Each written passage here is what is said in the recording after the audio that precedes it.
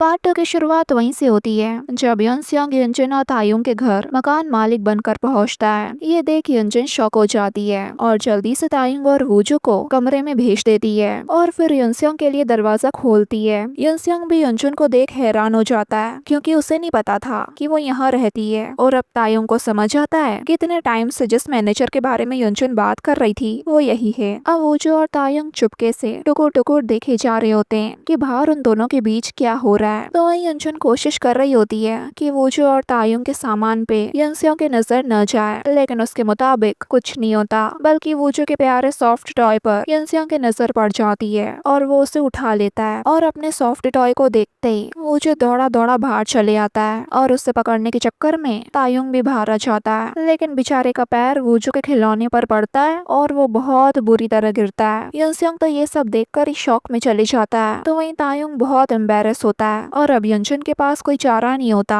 वो युनसेयोंग को बाहर ले जाके सारी सच्चाई शांति से बैठकर बताती है और उससे झूठ बोलने के लिए माफी मांगती है क्योंकि उसने उसे ये नहीं बताया था कि वो कहाँ रहती है। युनसेयोंग उसकी सिचुएशन समझता है लेकिन थोड़ा सा हर्ट भी होता है और कहता है क्या मैं तुम्हारे लिए इतना अजनबी हो गया हूँ कि तुम्हें मुझसे बातें छुपाने की जरूरत पड़ी। और ये सुनकर युनजुन कुछ नहीं कह पाती। देन वो घर लौटकर तायुंग से भी माफी मांगती है, लेकिन तायुंग भी काफी हर्ट होता है और उसे लगता है कि युनजुन को उसके साथ दिखने में शर्मिंदगी महसूस होती है और वो भी अपने पहले प्यार के सामने। युनजुन कहती है ऐसा कुछ नहीं है, लेकिन वो इतना समझदार रवैया नहीं दिखाता है और झगड़ा करके वहाँ से चले जाता है और वूजू को लेके अपने दोस्तों के पास आ जाता है। तभी उसे एमिचो का मैसेज मिलता है जिसमें वो उसे उसके अधूरे असाइनमेंट की याद दिलाती है। तो वहीं ऑफिस में युनजुन जब सियोन से सुबह की बात शेयर करती है तो सियोन को समझ नहीं आता कि तायुंग ने युनजुन से झगड़ा क्यों किया, इसलिए वो युनजुन से पूछ बैठती है कि क्या तायुंग के दिल में तुम्हारे लिए कुछ फीलिंग्स हैं। ये सुनकर युनजुन उसका मुंह बंद करती है और बात को टाल देती है और जितना हो सके युनसेयोंग को भी ऑफिस में अवॉइड करती रहती है, लेकिन मीटिंग के दौरान अवॉइड नहीं कर पाती। हालांकि युनसेयोंग बिल्कुल प्रोफेशनल बिहेव करता है और बस प्रोजेक्ट की बात करता है, लेकिन युनजुन अब भी उसके सामने ऑकवर्ड होती है। दूसरी तरफ एक बहुत ही शॉकिंग बात पता चलती है कि एमिचो का मैनेजर सिर्फ उसका मैनेजर ही नहीं बल्कि होने वाला एक्स हस्बैंड है। वो उस पर गुस्सा करता है कि मैं तुम्हारे साथ इतने टाइम से हूँ लेकिन तुमने मुझे एक बार भी क्रेडिट नहीं दिया, और वो कल का आया हुआ लड़का तायुंग उसको तुमने एक बार में चने के झाड़ पे चढ़ा दिया। एमिचो को उसकी बातों से कोई फर्क नहीं पड़ता और वो उससे रिटायर होने और तलाक के कागजों पर साइन करने को कहती है। तभी वहाँ तायुंग एमिचो से मिलने आता है और वो उसे अपने स्टूडियो लाकर बताती है कि तुम उस दिन अपनी फिल्म मेरे स्टूडियो में ही छोड़ गए थे तो मैंने खुद ही फोटोज डेवलप करवा ली है। वैसे एमिचो युनजुन और वूजू की ली हुई फोटोज से काफी इम्प्रेस होती है और तायुंग से कहती है कि युनजुन की फोटो उसके छिपे हुए प्यार को दिखाती है। ये सुनते ही तायुंग फौरन से मना कर देता है कि वो दोनों लवर्स नहीं है। तो एमिचो कहती है कि कैमरे का लेंस झूठ नहीं बोलता, जिस तरह से तुम उसे देख रहे थे ना उसमें प्यार साफ दिख रहा है और इतनी गहरी और सच्ची फोटो तभी आती है जब दिल में सच में कुछ फीलिंग्स हो। उनकी बातें सुनकर अब तायुंग सोच में पड़ जाता है और फिर एमिचो उसे अपना पहला प्रोजेक्ट ऑफर करती है। दूसरी तरफ जब युनजुन घर आ रही होती है तब रास्ते में उसे उसकी पड़ोसी मिलती है और उसे और वूजू को अपनी फैमिली के साथ कैंपेन पर चलने का ऑफर देती है। अब घर आकर युनजुन वूजू के कपड़े पैक करने लगती है और तायुंग को भी कैंपेन के बारे में बताकर पूछती है कि क्या वो चलेगा, तो वो भी हाँ कर देता है। लेकिन उसे ये नहीं पता था कि उसके पड़ोसी भी साथ चलने वाले, क्योंकि युनजुन ने सिर्फ उसे कैंपेन के बारे में बताया था और वो बच्चों के बीच फंस कर बैठा होता है। तो युनजुन उसे गुस्से में देख कहती है कि वहाँ चलकर आराम कर लेना।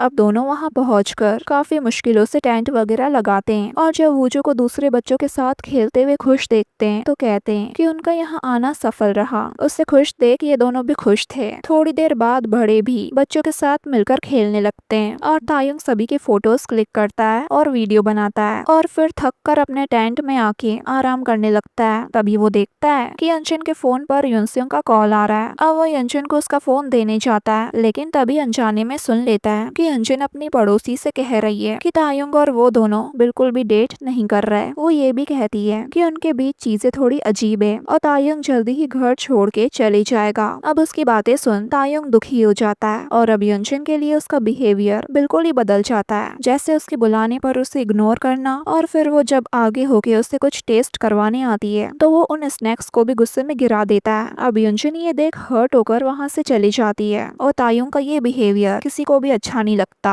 यहाँ जब यंजन गुस्से में जा रही होती है तभी उसे यंसियोंग का कॉल आता है, लेकिन नेटवर्क ढूंढते ढूंढते वो गलती से एक रिस्ट्रिक्टेड एरिया में चली जाती है और रास्ता भटक जाती है। अब जब रात तक भी वो कैंप में वापस नहीं लौटती तो सब परेशान हो जाते हैं और उस दौरान पड़ोसन तायुंग को बताती है कि यंजन असल में उसके बारे में अच्छी ही बातें कर रही थी। फ्लैशबैक में दिखाते हैं कि तायुंग ने बस आधी बातें ही सुनी थी। बाद में यंजन ने कहा था कि तायुंग एक अच्छा इंसान है और उसके जाने पर उसे उसकी कमी महसूस होगी। वो और वूजू तायुंग को बहुत मिस करेंगे। हाँ, वैसे वो थोड़ा लड़ता है लेकिन दिल का अच्छा है। अब ये जानकर तायुंग को अपनी गलती का एहसास होता है और वो उसे ढूंढने निकल पड़ता है और आखिरकार वो उसे जंगल में घायल और खोया हुआ पाता है। यंजन काफी घबराई हुई होती है तो तायुंग उसके पास आके उसे शांत करता है और देखता है कि उसके पैर में मोच आई हुई है। तभी बहुत तेज बारिश शुरू हो जाती है तो तायुंग यंजन को संभालते हुए उसे एक छोटे से कैबिन में ले जाता है और उसकी चोट देखता है। उसे काफी ज्यादा चोट लगी होती है नी पर। इस पल दोनों बस एक दूसरे को देखे जा रहे थे। अब सिचुएशन काफी ऑकवर्ड होने लगती है। तभी दोनों बारिश और अपने अतीत की बातें करने लग जाते हैं। तायुंग बताता है कि उसे बारिश बिल्कुल पसंद नहीं, क्योंकि उसे अपने भाई का इंतजार याद आता है कि कैसे वो बारिश के दिनों में घंटों बैठे अपने भाई के वापस लौटने का इंतजार करता रहा, लेकिन वो नहीं आया। ये सुनकर यंजन को उसके लिए थोड़ा बुरा फील होता है और वो कहती है कि अगर कभी बारिश में वो अकेला महसूस करे तो उसे कॉल कर ले, वो उसके पास जरूर आएगी। और बस यही बात तायुंग के दिल को छू जाती है। अब बारिश बंद हो चुकी थी, इसलिए ये दोनों कैंप की तरफ जाने लगते हैं और यंजन को चोट आई थी, इसलिए तायुंग उसे उठाकर ले जा रहा होता है। रास्ते में यंजन कहती है कि उन्हें अब फॉर्मेलिटीज छोड़ के दोस्त बन जाना चाहिए, लेकिन तायुंग मना कर देता है। तो यंजन कहती है, अगर हम दोनों दोस्त नहीं है तो तुमने मुझे उठा क्यों रखा है? ये कहकर नीचे उतरने की जिद करने लगती है। तब तायुंग दोस्त बनने के लिए मान जाता है। वैसे उसे दोस्त बनने में कुछ खास इंटरेस्ट नहीं था, पर यंजन को खुश देख वो खुश होता है। देन ये दोनों कैंप आते हैं और वूजू को लेके घर जाने के लिए रवाना होते हैं, क्योंकि यंजन की हालत ठीक नहीं थी।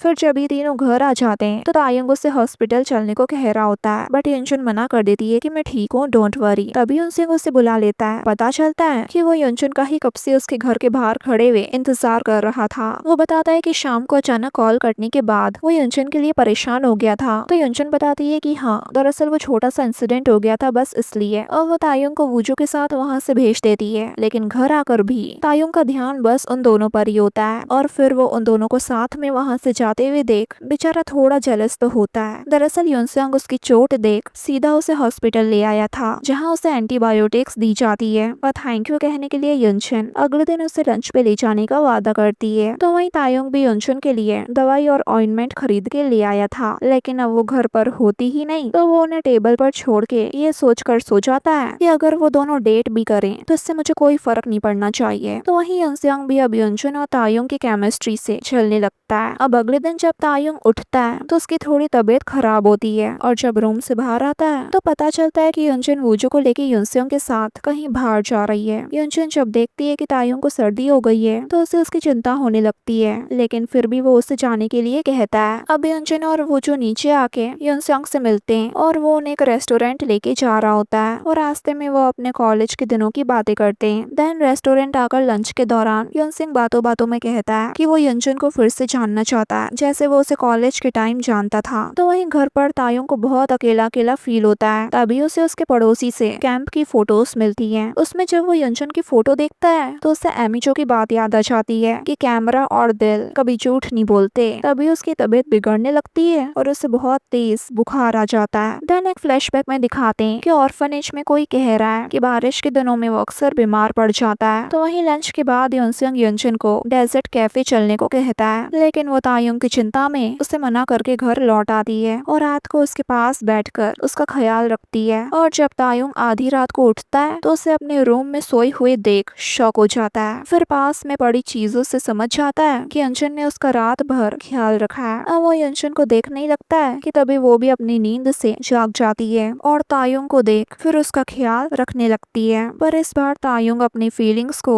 इग्नोर नहीं करता बल्कि एक्सेप्ट करता है और फाइनली युनचन से कहता है कि मैं तुम्हें लाइक करता हूँ। साथ ही वो ये भी कहता है कि युनचन पहली इंसान है जो उसके लिए रुकती है और उसके घर लौटने का इंतजार करती है। ये सुनकर युनचन हैरान होती है, पर उसे समझ ही नहीं आता कि वो क्या कहे। तभी उनका पड़ोसी खाना लेकर आ जाता है और युनचन को थोड़ा ऑकवर्ड सिचुएशन से बचने का मौका मिल जाता है। अब अगले दिन जब तायुंग यंजन को वूजो के साथ सोते हुए देखता है, तब उसे याद आता है कि यंजन ने रात को उसका ख्याल रखते हुए ये कहा था कि अगर उसकी तबीयत इतनी ही खराब है तो उसने उसे जाने से रोका क्यों नहीं। तब तायुंग कहता है कि अगर मैं रुकने के लिए कहूँ तो भी हर कोई मुझे छोड़ के चले जाता है। ये सुनकर यंजन कहती है मैं कहीं नहीं जाऊंगी, और ये कहकर वो उसे सुला देती है। अब बाद में दिखाते हैं कि यंजन तायुंग के लिए पॉरिश बनाती है। तभी वहाँ तायुंग आ जाता है और उसे देख फिर से वो ऑकवर्ड फील करने लग जाती है और जल्दी से अपना सारा सामान लेकर घर से चली जाती है। तभी उसे नीचे डे केयर का कॉल आता है और वो लोग बताते हैं कि वूजो के एडमिशन के लिए वहाँ एक सीट खाली हो गई है। अब वो ऑफिस चली जाती है और तायुंग को मैसेज करके बोलती है कि वूजो को डे केयर छोड़ दे, और उस नन्हे से शैतान को तैयार करने में तायुंग को आधा घंटा लग जाता है। खैर फिर वो उसे डे केयर लेकर आता है और उसका एडमिशन का प्रोसेस पूरा करता है। तो वो नोटिस करता है कि अंजन ने फॉर्म पर गार्डियन के कॉलम में अपना नाम नहीं बल्कि तायुंग का नाम लिखा है, और ये देख वो थोड़ा इमोशनल हो जाता है। फिर वो क्लासरूम में आकर वूजो को मजे से खेलते हुए देखता है, और जब वूजो वहाँ तायुंग को देखता है तो वो दौड़ते हुए उसके पास आता है और सबको बताता है कि वो इसके अंकल हैं। देन वूजो उसके जाने के बाद रोए नहीं, इसलिए वो उसे समझाता है कि उसकी आंटी उसे जल्दी ही लेने आएगी। तो वूजो उसे हाई फाई देते हुए कहता है ठीक है, और उसे आगे होके हक कर लेता है। और ये पल तायुंग के लिए बहुत ही ज्यादा इमोशनल हो जाता है। अब बाहर आकर वो युनजुन को वूजो की अपडेट देने के लिए उसकी फोटो भेजने जाता है, लेकिन गलती से उससे अपनी ही सेल्फी वाली फोटो सेंड हो जाती है, जिसे देख बेचारा पैनिक करने लग जाता है क्योंकि वो फोटो युनजुन ने अब तक देख ली थी। तो वहीं युनजुन को भी समझ नहीं आता कि उसने अपनी फोटो क्यों सेंड करी, और ऊपर से सियोन उसे तायुंग की फोटो देखते हुए पकड़ लेती है और पूछती है कि आखिर तायुंग के साथ उसका चल क्या रहा है। तब युनजुन उसे सच बता देती है कि कल रात तायुंग ने मुझे ये कन्फेस करा कि वो मुझे लाइक करता है, बट फिर युनजुन को ये भी लगता है कि कल रात को उसे बहुत बुखार था, इसलिए शायद उसने यूं ही कह दिया होगा। तो वही सियोन ऐसा नहीं मानती और कहती है कि अब उसकी लाइफ में दो लड़के हैं जो क्लियरली उसकी परवाह करते हैं, तायुंग और युनसियोंग। लेकिन युनजुन कहती है कि मेरा फोकस बस अभी वूजू और अपने करियर पर है। उसके बाद युनजुन युनसियोंग के साथ एक मीटिंग के लिए आती है, और मीटिंग के बाद युनसियोंग उसे कैफे चलने के लिए कहता है। वहाँ वो वाली ड्रिंक ऑर्डर करता है जो युनजुन की फेवरेट है, और फिर बातों बातों में उसे पता चलता है कि तायुंग जल्दी ही युनजुन के घर से चली जाएगा क्योंकि उनके बीच का जो 1 महीने का एग्रीमेंट है वो खत्म होने वाला है। अब ये सुनकर युनसियोंग काफी रिलैक्स हो जाता है और साफ साफ उससे कहता है कि उसे इस बात से अब तक काफी परेशानी हो रही थी कि वो एक आदमी के साथ रह रही है। तो वहीं दूसरी तरफ एमिचो का होने वाला एक्स हस्बैंड मोसियोंग तायुंग को एमिचो के असिस्टेंट के रूप में नए काम पकड़ा देता है, और सेट पर तायुंग इतना अच्छा काम करता है कि वो उसके काम से इम्प्रेस हो जाता है और कहता है कि वाकई इसके फोटोग्राफ्स तो बहुत अच्छे हैं। तो वहीं घर पर युनचेन वो जो उसे उसके दिन के बारे में पूछने लगती है, लेकिन लगता है कि वो जवाब देने के मूड में ही नहीं होता। तभी तायुंग घर आ जाता है, और अभी भी दोनों के बीच की ऑकवर्डनेस की वजह से दोनों बस इधर उधर की बातें किए जा रहे होते हैं। तभी युनचेन बहाना बना के वॉशरूम चले जाती है और तायुंग उससे बाय कहता है। फिर खुद ही सोचता है ये मैं क्या कर रहा था अभी, सीरियसली ये मैं हूँ। तभी तायुंग को उसके कॉन्ट्रैक्टर का कॉल आता है और वो बताता है कि उसका अपार्टमेंट रिपेयर हो चुका है, वो जब चाहे यहाँ आके रह सकता है। तो तायुंग अब कहने लगता है कि इतनी जल्दी काम कैसे खत्म कर लिया। तो कॉन्ट्रैक्टर कहता है ये तुम थे जिसने मुझसे भीख मांगी थी कि मैं काम जल्दी खत्म कर दूं, और जब कर दिया है तो तुम नखरे दिखा रहे हो। तो तायुंग कहता है ठीक है मैं कल आता हूँ वहाँ चेक करने। वैसे वो हैरान होता है कि 1 महीना इतनी जल्दी बीत गया। फिर वो बाहर आके युनचेन के काम में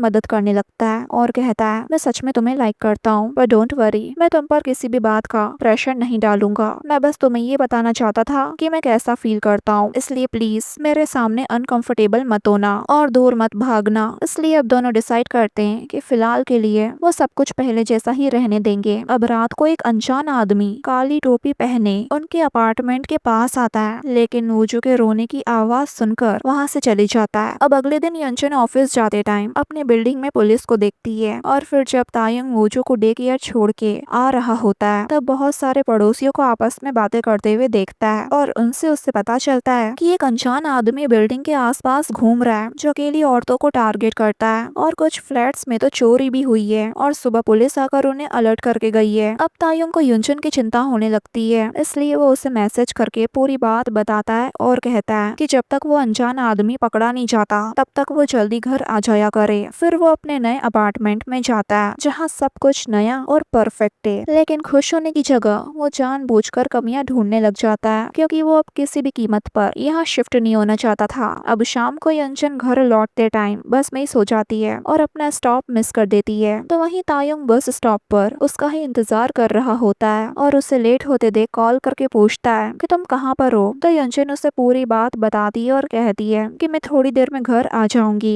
अब घर तक चलकर आते वक्त उसे लगता है कि कोई तो उसका पीछा कर रहा है, और फिर उसे वो भी याद आ जाता है कि इस इलाके में एक अनजान आदमी अकेली औरतों को टारगेट कर रहा है। और बस यही याद आते ही यंचन काफी घबरा जाती है और दौड़ने लगती है। तभी तायुंग उसके सामने आ जाता है जो उसे ढूंढने निकला था, और उसे देख यंचन काफी रिलैक्स होती है और राहत की सांस लेती है। तो वहीं वो बंदा वहाँ से गायब हो चुका था जो यंचन का पीछा कर रहा था। बाद में यंचन तायुंग को ये बात बताती है तो तायुंग उससे प्रॉमिस करवाता है कि अगर आगे कभी भी तुम्हें डर लगे तो तुम तुरंत मुझे कॉल करोगी। तो यंचन भी प्रॉमिस कर देती है। फिर बातों बातों में तायुंग उससे झूठ बोलता है कि उसका अपार्टमेंट अभी तक रेडी नहीं हुआ है और पूछता है क्या मैं कुछ और दिन तुम्हारे यहाँ रह सकता हूँ। तो यंचन भी खुशी खुशी हाँ कर देती है और इस वजह से तायुंग भी खुश हो जाता है। अब बाद में तायुंग यंचन को उसकी सेफ्टी के लिए पेपर स्प्रे देता है, लेकिन वो पेपर स्प्रे काम ही नहीं कर रहा था। तो तायुंग चेक करने लग जाता है, लेकिन गलती से अपनी ही आंखों में स्प्रे कर देता है। अब उसे काफी जलन होने लगती है। तो यंचन उसे घर लाके उसकी मदद करती है, उसका मुंह धुलवाती है और फिर उसे एक जगह बैठकर धीरे धीरे अपनी आंखें खोलने के लिए कहती है। और जब वो अपनी आंखें खोलता है तो यंचन को अपने इतना पास देख उसे देखता का देखता रह जाता है। तो वहीं यंचन उसकी आंखें देखते हुए कहती है कि लगता है अब तुम्हारी आंखें ठीक है, एक मिनट रुको, मैं उस पेपर स्प्रे के साइड इफेक्ट चेक करके आती हूँ। अब जैसे ही वो वहाँ से जाने लगती है तो उसका पैर फिसल जाता है और तायुंग तुरंत उसे गिरने से बचा लेता है और उन दोनों के बीच का एक क्यूट सा रोमांटिक मोमेंट बन जाता है। खैर अब यंचन जल्दी से वहाँ से चली जाती है। अगले दिन दिखाते हैं कि यंसियों की टीम की मीटिंग एमिचो के साथ होती है, और जब तायुंग भी उनके साथ आता है तो यंचिंग और यंसियों दोनों ही शॉक हो जाते हैं। तो वही सारे एम्प्लॉयज तायुंग को देख सोचते हैं कि ये कहीं देखा देखा सा लग रहा है। अब मीटिंग में यंसियों एमिचो और उनकी टीम के साथ ग्लो मार्केट के नए कैंपेन के लिए डील फाइनल करता है और मीटिंग काफी अच्छी जाती है। और बाद में सब डिनर का प्लान बना लेते हैं, लेकिन एमिचो को भीड़ भाड़ नहीं पसंद, इसलिए वो इनके साथ नहीं आती।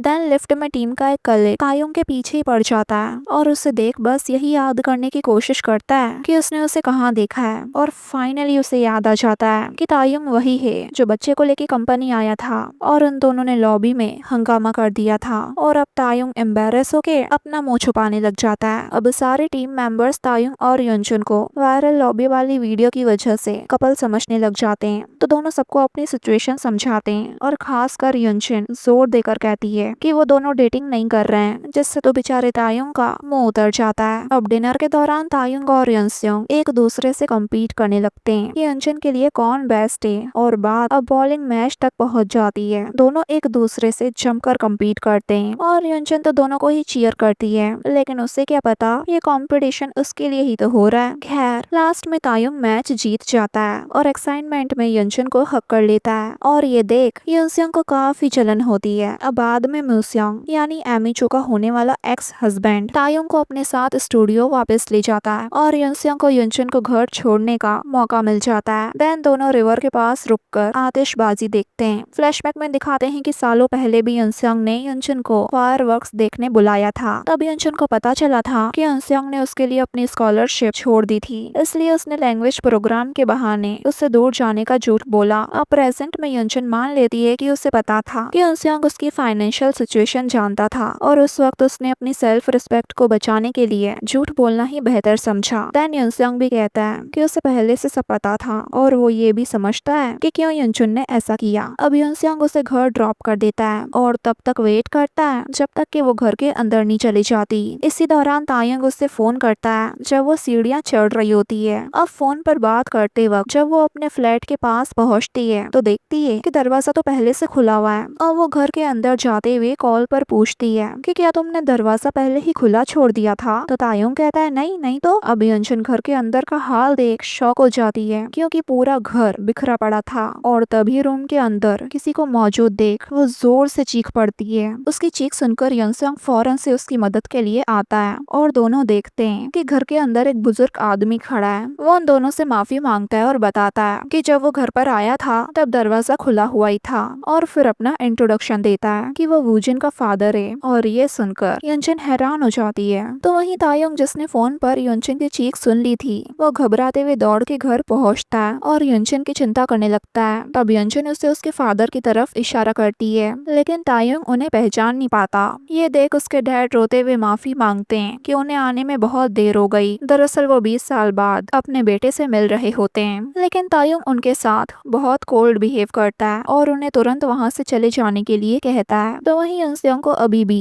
घर में हुई घुसपैठ की चिंता होती है, क्योंकि चोर शायद तायुंग के फादर के आने से भी पहले आया होगा। पर यंजन उससे चिंता न करके वहाँ से जाने को कहती है। तो यंसियोंग कहता है, कुछ भी जरूरत हो तो मुझे कॉल कर लेना, और वहाँ से चली जाता है। फिर यंजन वूजू को पड़ोसी के घर से ले आती है। तभी तायुंग नोटिस करता है कि यंजन के हाथ पे चोट लगी हुई है। तो वो बाद में उसे अपने रूम में ले जाकर बैंडेड लगा देता है और अपने फादर की तरफ से माफी मांगता है कि वो एक अजनबी को अचानक घर में देखकर डर गई। तभी एक फ्लैशबैक में दिखाते हैं कि तायुंग के डैड कर्ज में डूबने के बाद बच्चों को छोड़कर भाग गए थे। अब प्रेजेंट में तायुंग उनसे मिलकर कहता है कि दोनों अपनी अलग अलग जिंदगियां जिए, लेकिन डैड ऐसा नहीं चाहते थे, बल्कि इस बार वो तायुंग के लिए एक अच्छा फादर बनना चाहते थे, और इसलिए वो उससे बस एक दूसरा मौका मांगते हैं। इवन अपने घुटनों के बल भी बैठकर उससे माफी मांगने लगते हैं, लेकिन तायुंग न उन्हें दूसरा मौका देता है और न माफ करता है, बल्कि वहाँ से चले जाता है। तो वहीं ऑफिस में खुशी की खबर मिलती है कि उनका glow market project BS food का कोर प्रोजेक्ट चुना गया है। अब काम के बाद यंजन जब वूजू को डे केयर से पिक करती है, तभी वहाँ यंसियोंग भी आ जाता है और दोनों को घर ड्रॉप करता है और यंजन से पूछता है, क्या मैं भी तुम्हारे साथ घर पे चल सकता हूँ? ये सुनकर वो थोड़ा चौंक जाती है। बाद में पता चलता है कि यंसियोंग बस उसके घर का ताला बदलना चाहता था और यंजन ने कुछ और ही समझ लिया था। अब यंसियोंग उससे ड्रिल मशीन मांगता है। यंजन वो लेने चाहती है, लेकिन वो अलमारी के इतनी ऊपर रखी थी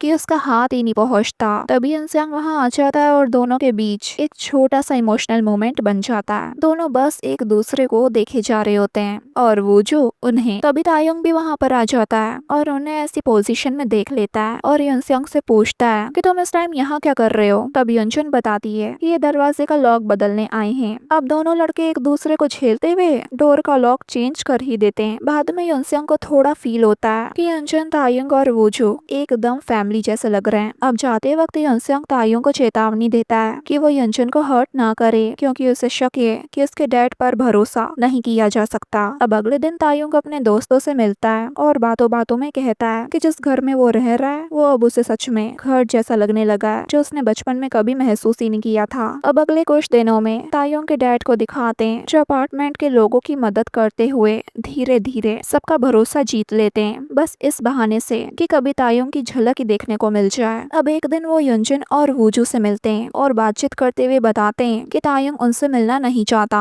अब जब यंजन घर आकर तायुंग से इस बारे में बात करती है, तो वो अपने डैड और अपने भाई दोनों को माफ करने से इनकार कर देता है और कहता है कि आखिर उसने ऐसा क्या किया था जो उन दोनों ने उसे छोड़ दिया। और गुस्से में वो यंजन पर भी इल्जाम लगा देता है कि वो उसकी साइड नहीं ले रही। यंजन उसे समझाने की कोशिश करती है कि ऐसा कुछ नहीं है, पर तायुंग इस वक्त बहुत इमोशनल होता है, वो कुछ नहीं समझता और अपने रूम में चले जाता है। अब अगले दिन ऑफिस में एक नया प्रॉब्लम खड़ा हो जाता है, यानी कि इनकी एक राइवल कंपनी हनबी फूड ने भी ग्लो मार्केट को मिलता जुलता प्रपोजल भेज दिया था। अब सब जने ऑफिस में ये रूमर्स फैलाने लगते हैं कि यंजन ने ही वो प्रपोजल लीक किया होगा, क्योंकि वो सिर्फ कॉन्ट्रैक्ट वर्कर है। अब इन सबसे यंजन काफी हर्ट होती है और छत पर आके रोने लगती है। तभी यंसियोंग उसके पास आके उससे अपना रुमाल देता है और साथ ही हिम्मत भी। अब टीम पीच और तायुंग के साथ विजुअलाइजेशन प्रोजेक्ट पर काम जारी रखती है और मीटिंग के बाद तायुंग भी ऑफिस में लोगों को यंजन के बारे में गॉसिप करते हुए सुन लेता है। तभी वहाँ यंजन आ जाती है और तायुंग अपने पहले के बर्ताव के लिए उससे माफी मांगता है कि उसे ऐसे गुस्सा नहीं करना चाहिए था।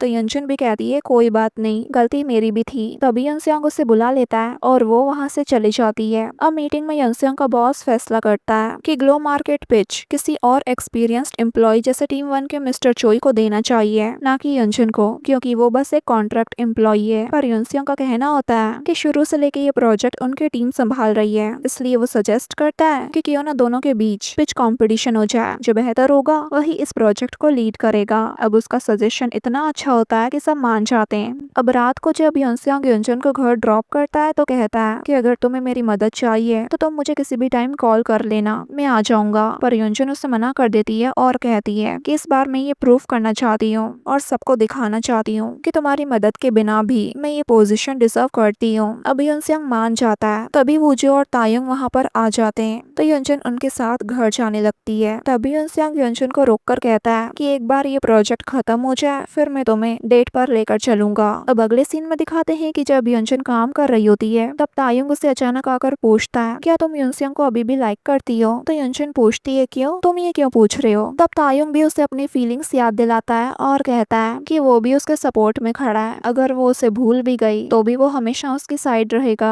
तभी वो जो रोने लग जाता है तो युनचन उसके पास चली जाती है। अब बाद में जब युनचन अकेले बैठी होती है तब ये डिसाइड करती है कि वो दोनों लड़कों के बीच कंफ्यूज होने के बजाय अपने प्रोजेक्ट पर फोकस करेगी। अब रात दिन वो अपने प्रोजेक्ट में ही लगी हुई होती है और एक दिन वो रात को ऑफिस में ही सो जाती है। ये देख युनसेंग उसका ध्यान रखता है पर तभी उसकी नींद खुल जाती है तो वो बहाना बना देता है कि उससे भी कुछ काम है इसलिए वो भी ऑफिस में ही रुका है, पर असल में तो वो युनचन के लिए वहाँ रुकता है। अब अगले दिन दिखाते हैं कि ऑफिस से लेट आने पर वो सुबह देर से उठती है। तब तक तायुंग घर के सारे काम कर चुका होता है और नाश्ता भी उसने बना दिया था। ये देख युनचन काफी खुश होती है और डायरेक्ट नाश्ता करने बैठ जाती है। तब तायुंग उससे कहता है कि अगर तुम्हें कोई बात परेशान कर रही है तो तुम मुझे बता सकती हो। तब वो ऑफिस गॉसिप के बारे में उसे बता देती है और वो ये सुनकर ही गुस्से में आ जाता है और कहता है तुमने अपने आप को बुली कैसे होने दिया, एचआर में कंप्लेन करनी चाहिए, आखिर वो लोग ऐसा कैसे कर सकते हैं। उसे गुस्से में देख कर युनचन हंस पड़ती है और उससे बेटर फील होता है। देन वो युनचन को अपने फोटोशूट पर बुलवाता है ताकि वो अपने पिच का मेन डिश फॉरेनर पर टेस्ट कर सके। पर दिक्कत ये है कि वो दोनों उस क्यूट से बच्चे को किसके हवाले छोड़ के जाएं। अब वो दोनों अपने पड़ोसी दोस्त सबसे पूछ लेते हैं लेकिन कोई भी आज वूजू को संभालने के लिए अवेलेबल ही नहीं होता और आखिरकार बेबी सिटर नहीं मिलने पर तायुंग अपने डैड को वूजू के देखभाल के लिए मान लेता है और वो भी बहुत अच्छे से वूजू को संभाल लेते हैं। अब ये दोनों फोटोशूट पर आते हैं और युनचन पहली बार तायुंग को काम करते देखकर इम्प्रेस हो जाती है। अब शूट के बाद वो अपनी मेन डिश फॉरेन मॉडल्स को खिलाती है और उनका फीडबैक रिकॉर्ड करती है और उन सबका फीडबैक बहुत ही अच्छा और पॉजिटिव होता है। अब बाद में जब बारिश शुरू हो जाती है तो तायुंग युनचन का हाथ पकड़ता है और दोनों मजे से भागते हुए पनाह ढूंढने लगते हैं। अब थोड़ी दूर पर वो दोनों एक झोपड़ी में ठहरते हैं और तायुंग उससे कहता है कि वो उसकी छतरी तो नहीं बन सकता पर जब तक बारिश नहीं रुकती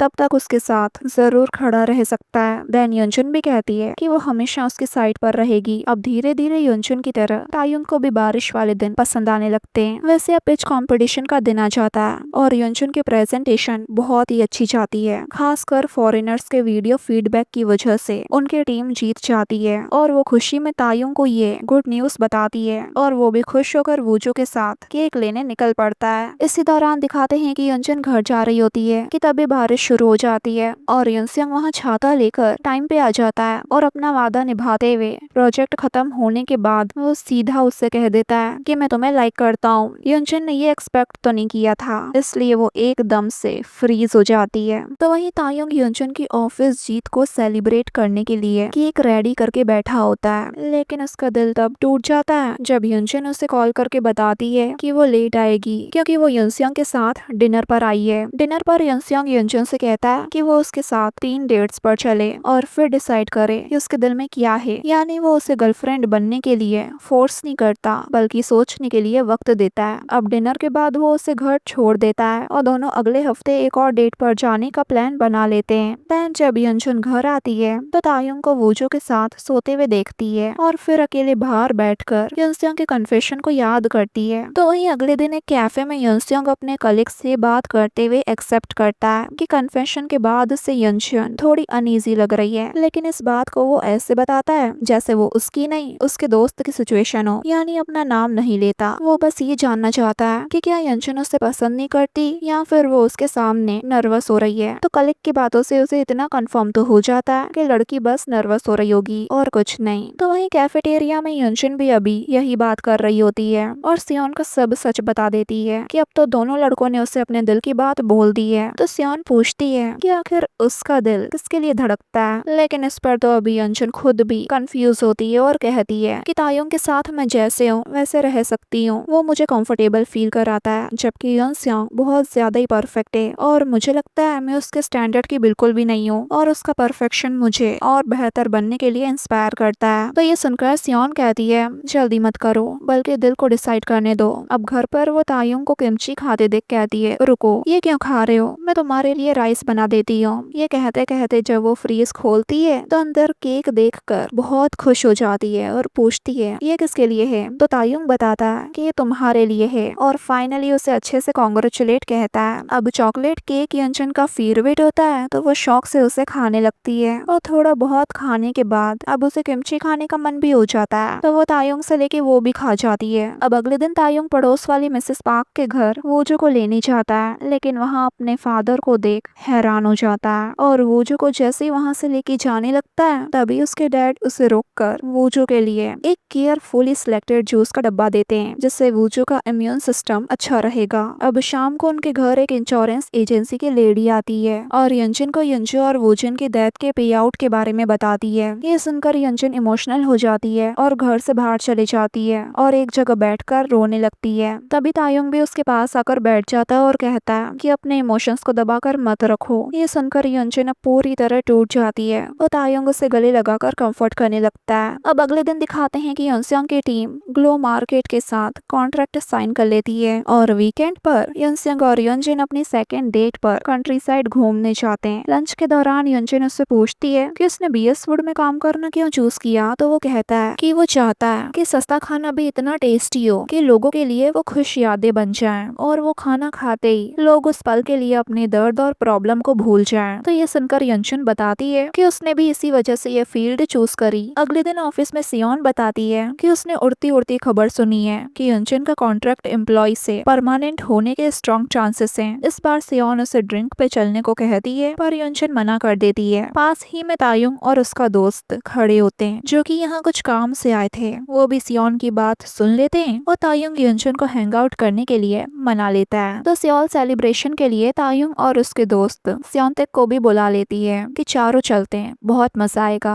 अब डिनर और बियर के दौरान सियोन और स्योनतेक के बीच भी थोड़े स्पार्क्स दिखने लगते हैं, यानी कि इनकी भी लव स्टोरी जल्दी ही शुरू हो जाएगी। तो वहीं मिसेस पार्क और उनके बेटे डूसिक के घर मस्त बारबेक्यू पार्टी हो रही होती है जहाँ वूजू और तायुंग के डैड भी होते हैं। तो वहीं घर लौटते टाइम यंजन थोड़ा डीजी फील करने लगती है क्योंकि उसने ज्यादा खाना खा लिया था ना, इसलिए। ये देख तायुंग उसके हाथ के एक प्रेशर पॉइंट को प्रेस करके उससे बेटर फील करवाता है और उस टाइम यंजन बस उसे देखती की देखती रह जाती है। तभी तायुंग को मिसेस पार्क यानी उनकी पड़ोसी का कॉल आता है और वो बताती है कि वूजू को अचानक पूरे शरीर में रैशेस हो गए। ये खबर सुनकर यंजन और तायुंग वहाँ भागते हुए जाते हैं। तो वहीं तायुंग के डैड तुरंत पहचान लेते हैं कि ये तो स्ट्रॉबेरी एलर्जी हो गई है वूजू को और वो तुरंत प्रॉब्लम को हैंडल कर लेते हैं। तब तक वहाँ तायुंग और यंजन भी आ गए थे और वो दोनों वूजू की हालत देखकर डर जाते हैं। तो तायुंग के डैड बताते हैं कि डोंट वरी, मैंने इलाज कर दिया है और वूजन को भी ऐसे ही बचपन में स्ट्रॉबेरी से एलर्जी हो जाया करती थी।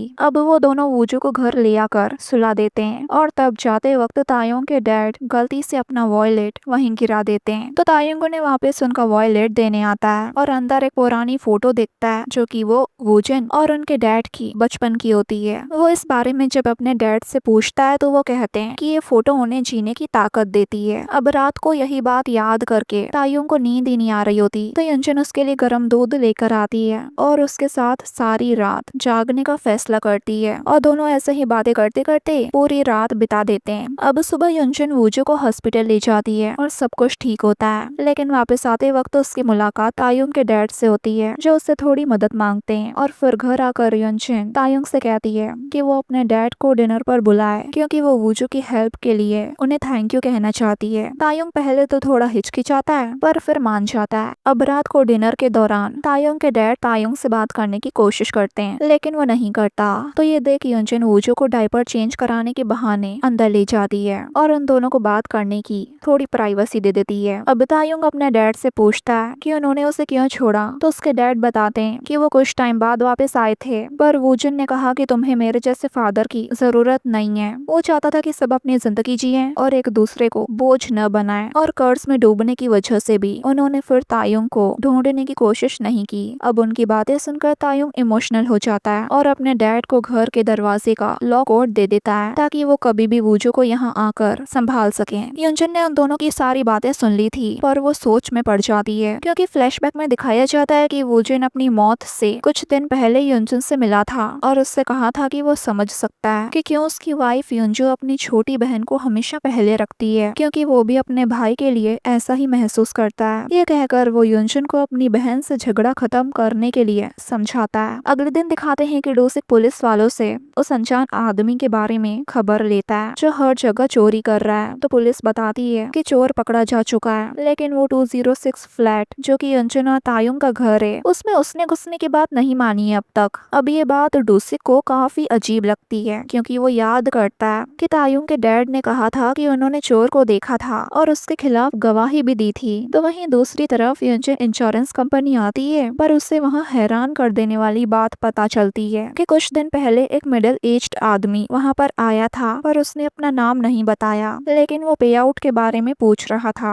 और उसने खुद को गार्डियन भी बताया था। अब घर लौटकर वो देखती है कि तायुंग के डैड वूजू को डे केयर से पिक करके आए हैं और युनचुन को अब उन पर थोड़ा शक भी होने लगता है, लेकिन वो इंश्योरेंस कंपनी जाने वाली बात के बारे में उनसे कुछ नहीं पूछती क्योंकि बिना सबूत के कुछ कहने का कोई मतलब नहीं था। तो वहीं अगले सीन में ये कंफर्म हो जाता है कि तायुंग के डैड जैसा अपने आप को सबके सामने दिखाने की कोशिश कर रहे हैं वैसे तो वो बिल्कुल भी नहीं है, क्योंकि वो किसी को कॉल करके कहते हैं कि पैसा जल्दी ही मिल जाएगा, बस थोड़ा और वक्त रुक जाओ। अब अगले दिन जब युनचुन और तायुंग काम पे जाने के लिए निकलते हैं तब अचानक युनचुन को याद आता है कि अरे मैंने तो गैस स्टोव ऑन छोड़ दिया है। अब वो वापस घर दौड़ के जाती है तो वहीं तायुंग के डैड को दिखाते हैं जो उनके पीठ पीछे उनके घर घुस आए थे और जो अनयूज्ड बेडरूम है जिसे तायुंग और युनचुन दोनों ही यूज नहीं करते उस बेडरूम में कुछ ढूंढ रहे होते हैं। तभी उन्हें डोर में एक पाउच मिलता है जिसमें एक छोटी सी ग्लास की बोतल होती है। उसे देख वो मुस्कुराने लगते हैं कि तभी युनचुन घर वापस आ जाती है और चेक करने पर राहत की सांस लेती है कि स्टोव बंद है, लेकिन तभी उसे अनयूज्ड बेडरूम से आवाज आती है और जैसे ही वो उस रूम का दरवाजा खोलती है तो देखती है कि सामने तायुंग के डैड हैं जो उस पर हमला करने के लिए तैयार खड़े होते हैं। और इसी मोमेंट पर ये पार्ट पूरा होता है गाइस।